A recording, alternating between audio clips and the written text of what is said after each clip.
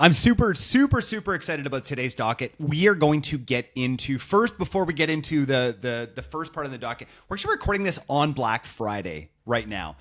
So this is actually being recorded right during Black Friday, and some really interesting things happening from our perspective. Josh, let's just dive in a little bit. Like, what is it like going through a Black Friday with some of the massive brands that we work with on TikTok Shop? Like, what exactly like are we going through when it comes to that, and what can brands expect? Like, the kinds of brands that are probably listening to this right now, and the people that are listening to this right now want to understand social commerce. They want to understand TikTok Shop, live shopping, all of this kind of stuff. We're recording this on Black Friday. What is going on? Yeah, it's a good question. It's super exciting on TikTok Shop, mainly because I think they're becoming an extreme competitor to Amazon. It's insane. Um, Even the Black Friday, Cyber Monday on TikTok Shop compared to last year is night and day.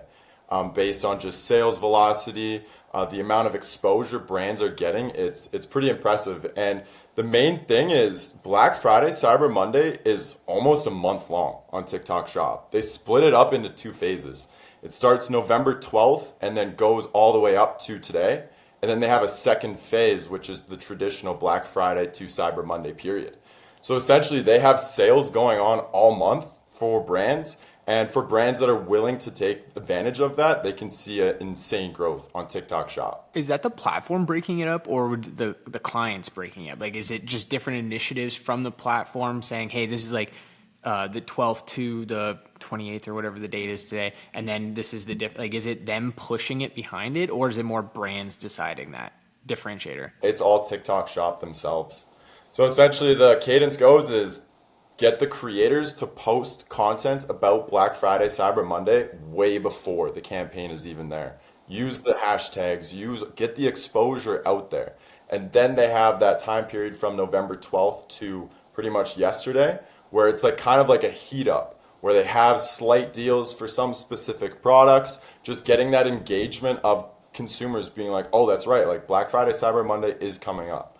And then they really make a big push for this time period of traditional Black Friday, Cyber Monday, which is a complete different strategy compared to other channels such as like Amazon and D2C. So it's pretty cool that TikTok Shop is taking a new strategy to this whole e-commerce kind of boom in this time period with Black Friday, Cyber Monday.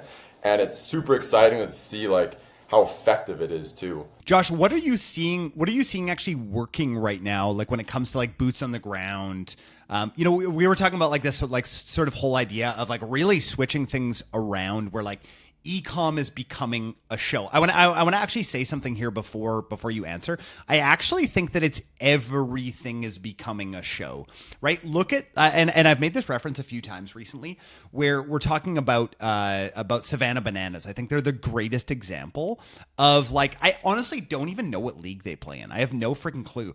But we have Jesse in the yellow tux, who has made this nothing brand, right? Like I locally have a WHL team close to me, right? And I went to the stadium the other day, and it seats about 5,000 people, and there's about 3,000 people there, and that's kind of like the average. And I was like, they need a Jesse. They need a Jesse in the yellow tux because people follow these people, right? Like this is the huge shift that I am seeing, right? And again, why? Like, look at the successful businesses out there. Nobody's looking and being like look at Lulu, right? Look at Nike. Look at these brands absolutely tanking in the world of social commerce, right? They don't have faces, right? Even like Lulu, they used to have Chip Wilson, right? You would at least look to Chip Wilson, right? And I'm talking about Lulu because we're all, local Vancouver-ish sort of people here, right? And like you'd at least look to him and be like, oh yeah, he's like the face of the company, right? They just don't have that anymore. They don't have that, and that's where I kind of see things. So like,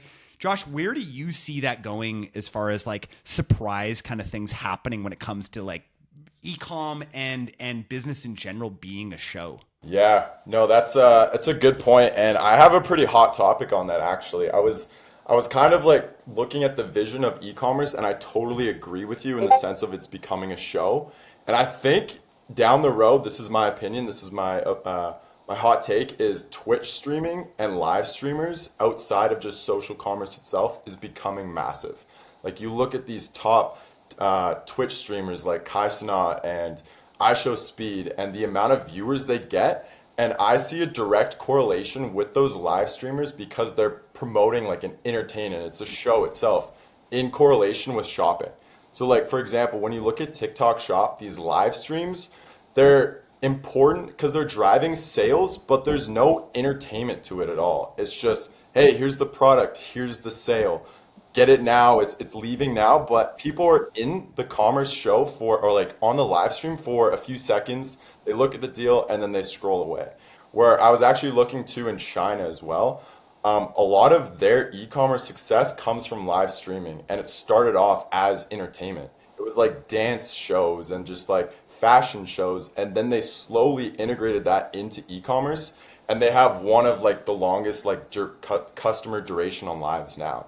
So I think in the future, in the next few years, I could see a integration with like Twitch live streamers that integrate into like shoppable kind of live streams that we see on TikTok Shop right now. What do you think? Is there a ceiling though with brands? Like that can't be like that big for one brand. Say maybe like smaller brands, they could make their first 0 to 7 figures and maybe 8 figures, being like the greatest live shopping experience ever. But is there not like a ceiling there? Like what do you have an idea on? It can't be more than like 5 to 10% of revenue at scale going through live shopping, or like what part of the funnel is it?